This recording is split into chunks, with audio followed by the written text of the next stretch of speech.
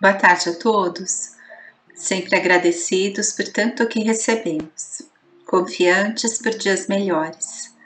Pai nosso, que estais nos céus, santificado seja o vosso nome, venha a nós o vosso reino, seja feita a vossa vontade, assim na terra como nos céus. O pão nosso de cada dia nos dai hoje, perdoai nossas dívidas, assim como perdoamos nossos devedores. Não nos deixeis cair em tentações e livrai-nos de todo o mal, que assim seja. O trecho de hoje do Evangelho é: conhece-se a árvore pelos seus frutos. Porque não é boa a árvore que dá maus frutos, nem má árvore a que dá bons frutos. Porquanto cada árvore é conhecida pelo seu fruto. Porque nem os homens colhem figos dos espinheiros, nem dos abrolhos vindimam uvas. O homem bom, do bom tesouro do seu coração, tira o bem, e o homem mau, do mau tesouro, tira o mal. Porque do que está cheio o coração, disso é que fala a boca. Lucas. Atribui-se geralmente aos profetas o dom de revelar o futuro, de maneira que as palavras profecia e predição se tornaram sinônimas. No sentido evangélico, a palavra profeta tem uma significação mais ampla, aplicando-se a todo enviado de Deus com a missão de instruir os homens e lhes revelar as coisas ocultas, os mistérios da vida espiritual. Um homem pode, portanto, ser profeta sem fazer predições. Essa era a ideia dos judeus no tempo de Jesus. Eis porque, ao ser levado perante o sumo sacerdote Caifás, os escribas e os anciãos que estavam ali reunidos lhe cuspiram no rosto e lhe deram socos e bofetadas, dizendo: Cristo, profetiza e dize quem foi que te bateu.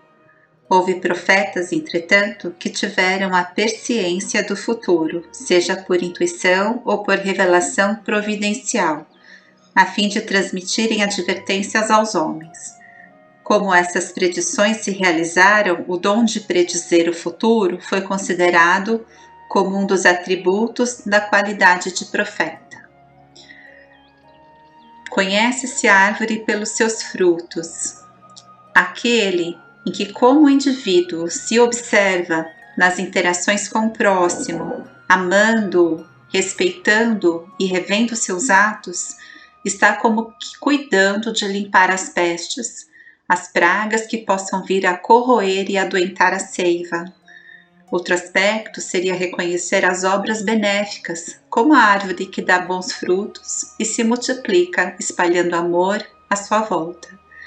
Aí, não seriam enganados pelos falsos profetas que predizem a revelia de seus interesses, porque a obra benéfica se confirma em si. Bom, continuemos com o livro Os Mensageiros. No capítulo anterior, Melodia Sublime, Ismalha executa um motivo musical de sua elevada esfera, prece lindíssima que atingiu o sublime através de sons inarticulados e esclarecimento de Aniceto. Cada um de nós traz nos caminhos da vida os arquivos de si mesmo. A luz que vimos é a mesma que jorra do plano superior de maneira incessante, inundando os caminhos da vida, mas a melodia e a prece, as flores, constituem sublime criação dessa alma santificada. Ismalha repartiu conosco uma parte de seus tesouros eternos. Muito lindo.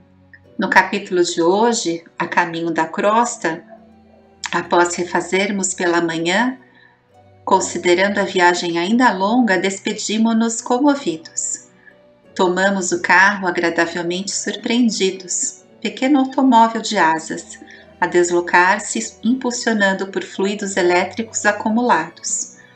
Aniceto esclarece André e Vicente que receberam lições intensas relativamente aos irmãos sofredores e perturbados, bem como sobre os efeitos da prece. Desse modo, tem um expediente bastante adiantado, considerando que se encontram ambos em tarefa de observação e aprendizado. E continua: isso, porém, acontecerá somente enquanto não haja vocês criado asas espirituais, que é a questão do veículo, né? Que possam vencer todas as resistências vibratórias. Todo aquele que opere e coopere de espírito voltado para Deus poderá guardar sempre o melhor. É a lei. Não era uma questão de amizade, essas palavras, é lei. O pequeno aparelho os conduziu por enormes distâncias. Quase precisamente ao meio-dia, despediu-se de nós o condutor que nos desejou boa viagem, preparando-se para regressar. A paisagem tornou-se então muito fria e diferente. Não estávamos em caminho trevoso, mas muito escuro e nevoento. Tornava-se densa a atmosfera, alternando-nos a respiração. Aniceto contemplou conosco e falou em tom grave. Infelizmente, as emissões vibratórias da humanidade encarnada são de natureza bastante inferior, e estas regiões estão repletas de resíduos escuros, de matéria mental dos encarnados e desencarnados de baixa condição. E aqui André, ele reflete essa questão, né? Imaginei comovido o sacrifício dos grandes missionários espirituais que assistem o homem, compreendendo então quão meritório lhes é o serviço e como necessitam disposições especiais e extraordinário bom ânimo para auxiliarem as criaturas encarnadas de maneira constante. Os monstros que fugiam à nossa aproximação, escondendo-se no fundo sombrio da paisagem, eram indescritíveis, e obedecendo a determinações de Aniceto, não posso ensaiar qualquer informe nesse sentido, a fim de não criar imagens mentais de ordem inferior no espírito dos que acaso venham a ler essas humildes notícias. Olha que situação. No horário previsto por nosso orientador, começamos a vislumbrar de novo a luz do sol, como se estivéssemos em madrugada clara. O espetáculo era magnífico e novo para mim. Calor brando começou a revigorar-nos. Aniceto fixou o quadro maravilhoso dos raios de luz, atravessando as sombras, e falou de olhos úmidos. Agradecemos ao Senhor dos mundos a bênção do sol. Na natureza física é a mais alta imagem de Deus que conhecemos, sempre a radiosa sede de nossas energias vitais. A certa distância surgia a terra, o sol resplandecia rumo ao poente. Aniceto exclamou: entramos na zona de influenciação direta da crosta. Poderemos doravante praticar a volitação, utilizando nossos conhecimentos de transformação da força centrípeta. A luz que nos banha resulta do contato magnético entre a energia positiva do Sol e a força negativa da massa planetária. Não tardaremos a entrar no Rio de Janeiro. A essa altura, assaltou-me o desejo de perguntar alguma coisa relativamente à direção. Antes de tudo, respondeu o instrutor, é preciso não esquecer que nossas colônias estão situadas no campo magnético da América do Sul. É indispensável educar o pensamento e orientar-nos dentro da energia que lhe é peculiar. Vicente e eu estávamos positivamente exaustos. Reconhecíamos que o esforço fora significativo para as nossas escassas forças. Indiferentes à nossa presença, os transeúntes passavam apressados, de mente chumbada aos problemas de ordem material. Quando se acendiam as primeiras luzes elétricas, Aniceto convidou-nos amavelmente ao reconforto. Iria mostrar-nos que nosso lar tem igualmente alguns refúgios na crosta. Bom, aqui termina o capítulo e não é a primeira vez que André relata a dificuldade de transitar a caminho da crosta. Como ele diz, infelizmente as emissões vibratórias da humanidade encarnada são de natureza bastante inferior. E estas regiões estão repletas de resíduos escuros de matéria mental dos encarnados, e desencarnados de baixa condição. Bom, na realidade aqui quem se refere a essa questão é o próprio Aniceto. E simbiose dos vícios que ainda cultivamos em nós, dificultando o acesso dos bons espíritos a nosso favor. Aqui o convite, né, sempre se faz a nossa transformação íntima. Somente com a mudança interior conseguiremos mudar o padrão vibratório do nosso planeta. Reflitamos a respeito, sempre agradecidos pelas dádivas recebidas. Por hoje é só, que Jesus nos abençoe, fique em paz e até o nosso próximo encontro.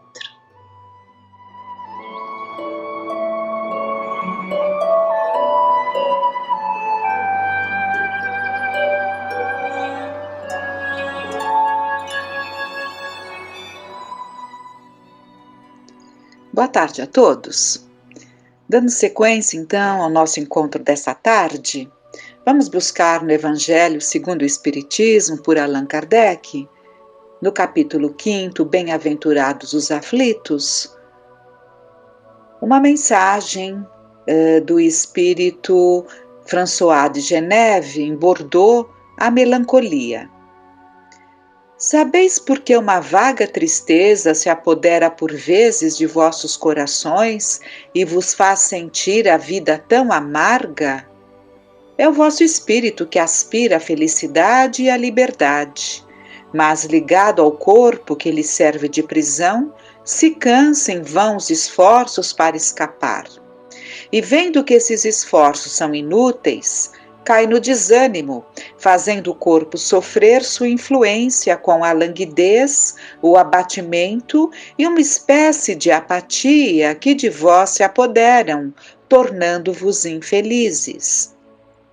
Acreditai no que vos digo e resisti com energia a essas impressões que vos enfraquecem a vontade. Essas aspirações de uma vida melhor são inatas no espírito de todos os homens, mas não a busqueis neste mundo. Agora que Deus vos envia os seus espíritos para vos instruírem sobre a felicidade que vos está reservada, esperai pacientemente o anjo da libertação, que vos ajudará a romper os laços que mantêm cativo o vosso espírito.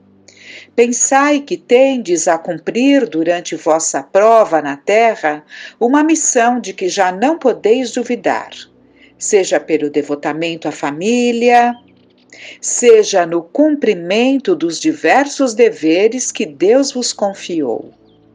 E se no curso desta prova, no cumprimento de vossa tarefa, virdes tombarem sobre vós os cuidados, as inquietações e os pesares, sede fortes e corajosos para os suportar. Enfrentai-os decisivamente, pois são de curta duração e devem conduzir-vos junto aos amigos que chorais, que se alegrarão com a vossa chegada e vos estenderão os braços para vos conduzirem a um lugar onde não tem acesso às amarguras terrenas. Então, esse texto trazido pela François de Geneve, num grupo de espíritas em Bordeaux, e foram levadas a Kardec, que ficava em sua maior parte, né, do tempo dedicado ali às suas tarefas em Paris, nos alerta justamente sobre os cuidados que nós temos que ter em relação a essa melancolia, essa tristeza que pode se apoderar em algum momento dos nossos corações. Evidentemente que são situações normais, naturais, uma saudade acentuada, muitas vezes um sentimento que não sabemos definir, que se traduz por essa melancolia, como se desejássemos algo que não está ao nosso alcance, e é justamente por isso que, de modo geral, quando nos afastamos do nosso corpo durante o processo do sono e entramos, felizes daqueles que se colocam em condições para isso, e entramos em contato, buscamos ali vivências junto de afetos queridos, de espíritos amorosos, e ambientes muitas vezes, dependendo da nossa condição, muito mais agradáveis do que o que vivenciamos aqui, com a liberdade de espírito. Então tudo isso faz com que muitos tenham essa oportunidade de sentir-se muito leves, muito felizes e realizados nesses ambientes a que têm acesso durante o sono. Mas, de modo geral, essas lembranças, essas impressões ficam apagadas ao retornarmos ao corpo, porque senão se acentuaria a melancolia, se acentuaria a saudade, E por isso que assim, o plano espiritual toma as providências para que não guardemos de forma clara essas recordações, para que a vida aqui na Terra não se torne um fardo, para que abracemos as nossas lutas, como o Espírito fala a François de Geneve, nos fala: pensai que tendes a cumprir durante a vossa prova na Terra uma missão de que já não podeis duvidar, seja no devotamento à família, que é muito presente, nas nossas programações, ou no cumprimento de outros deveres que Deus nos confiou.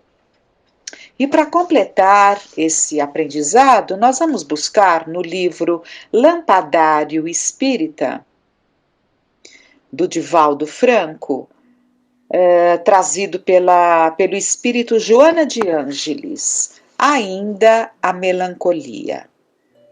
Insidiosa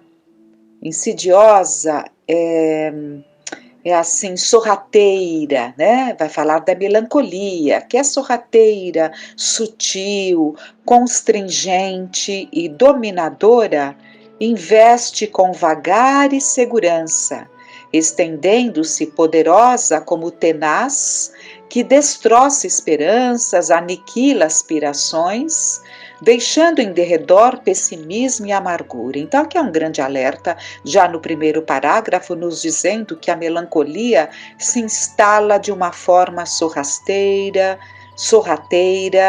sutil, mas vai ganhando campo. Encastela-se em falsas motivações que lhe servem de fundamento, terminando por transformá-las em poderosos instrumentos de dor, enfermidade e derrota. Sustenta-se na autopiedade injustificável e se compraz em espalhar o ácido corrosivo do desânimo. De procedência remota, liga-se etiologicamente aos abusos do pretérito culposo, que se manifesta como tristeza indefinida, disfarçando o remorso que a carne abafa nos centros da memória perispiritual. Então, muitas vezes é ali um indefinido sentimento, porque não temos a recordação, mas de um pretérito de culpas, que se traduz ali muitas vezes num remorso. Medra com facilidade de tempos a tempos, toda vez que emoções desta ou daquela natureza, produzindo impacto forte, desatem os controles dos centros do esquecimento, aflorando a maneira de gramínea perniciosa em jardim de realizações. É a melancolia. Então, ela traz todas estas ponderações e coloca que isso define a melancolia. Mas vejam que é de tempos em tempos, quando determinadas situações trazem um passado esquecido, mas fica ali pairando e pode se apresentar na forma dessa saudade pungente, dessa melancolia, representando a reencarnação, abençoado ensejo de libertar e libertar-se. Nem sempre o espírito ergastulado se dispõe a lutar contra as próprias imperfeições. Fugindo à realidade, as vítimas da melancolia falam da personalidade, desvio da libido, fracasso, sendo uma das formas pelas quais se manifesta o delírio vesânico, não poucas vezes se caracteriza por alucinações que são lembranças inconscientes do passado culposo. Então, prestemos atenção, porque esses sentimentos, se nós permitirmos que eles façam morada, porque essa melancolia ela vai tomando conta e ela pode caminhar até para uma depressão mais profunda, mas ela pode também buscar os artifícios, esse sentimento, de uma fuga da realidade, né? Quando vamos partindo ali para determinados desvios. Formando compacta massa de vivos mortos. Então, aqui está dizendo que é grande o número, né, de vivos mortos. Os melancólicos pululam em gabinetes de psicologia e psicanálise, buscando soluções que, no entanto, só raramente se resolvem aceitar e seguir, né? Porque até se apresentam as soluções, os caminhos a serem buscados, mas raramente aquele que busca ajuda nos consultórios, né, nos gabinetes de psicologia, de psicanálise, raramente ele consegue ou ele se predispõe a seguir as orientações edificantes, né, a seguir ali os conselhos, as colocações que são definidas para que se mude aquele quadro. Com o maior respeito pelas doutrinas modernas da psicologia nos seus diversos ramos, desejamos recordar que há 2000 anos, entretanto, brilha já a luz do conhecimento evangélico. Verdadeiro tratado de higiene mental e de ciência psicossomática libertadora. Então, há 2000 anos nós temos o Evangelho, esse farol, né? Se buscássemos esse estudo que nos levaria a essa vivência, se incorporássemos esses ensinamentos que naturalmente nos levariam a mudanças, evidentemente que estaríamos em melhores condições. Eu sou a porta. Tomai a vossa cruz e vinde. A vereda é estreita, e a passagem também é estreita.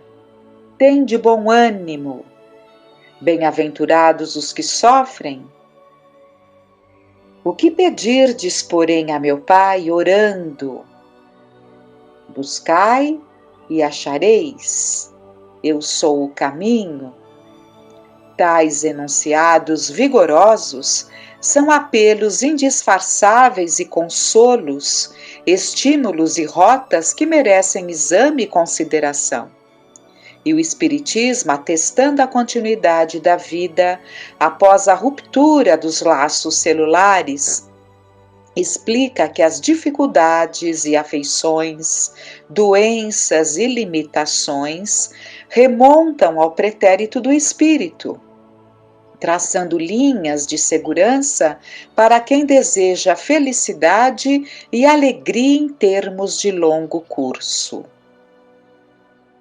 Então, aqui ela coloca que o Espiritismo vem aí dando, né, provando, atestando a continuidade da vida após a ruptura dos laços celulares, ou seja, com a morte, né, com a morte propriamente dita, o espírito desprende-se e continua tão vivo quanto.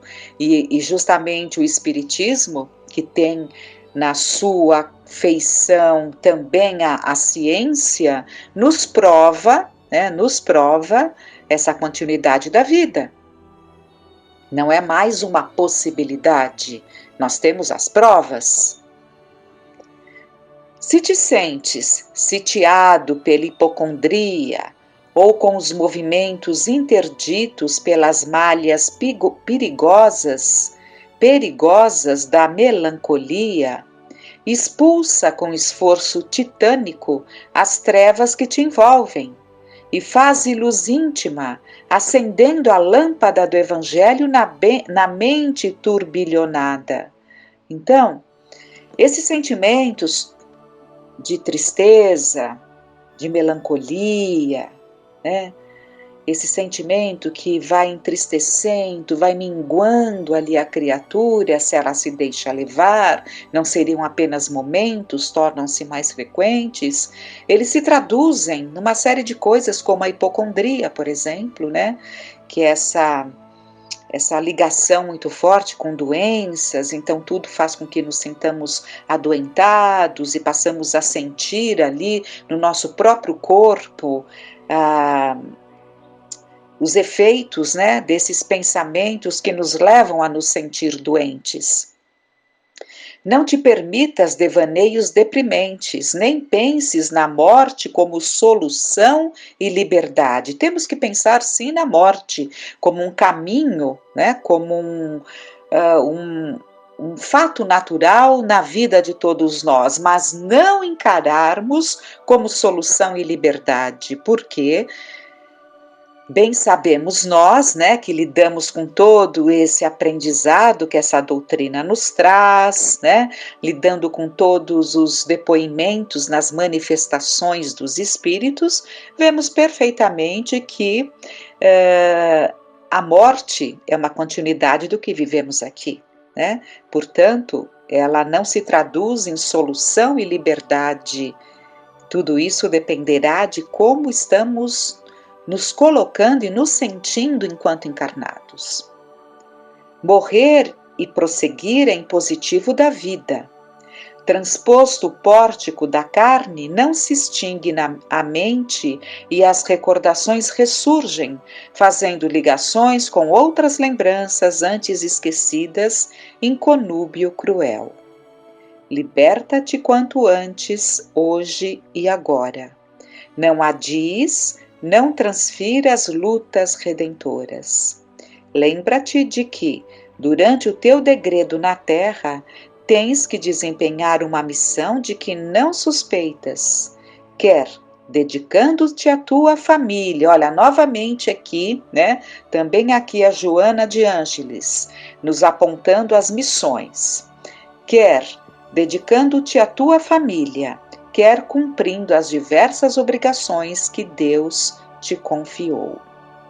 Se no encargo sobre ti desabarem os cuidados, as inquietações e tribulações, sê forte e corajoso para os suportar.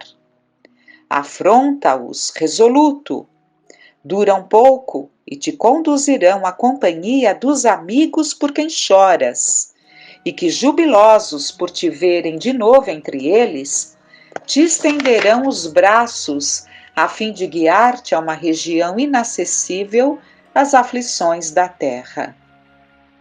Volta-te, portanto, para a caridade, mergulha no rio do auxílio fraterno a própria angústia e descobrirás, surpreso, que a alegria do bem que faças é bem que te dará alegria, nimbando-te por fim de indefinível paz. Então, belas lições, e que possamos refletir nesses momentos que se aproximam do nosso encerramento, possamos refletir que muitas vezes tem sido justamente os nossos descuidos, os nossos desvios, que nos afastaram de afetos muito caros, com os quais não podemos conviver, nem aqui, nem quando retornamos no plano espiritual. Nessa escalada evolutiva, muitas vezes nós ficamos para trás.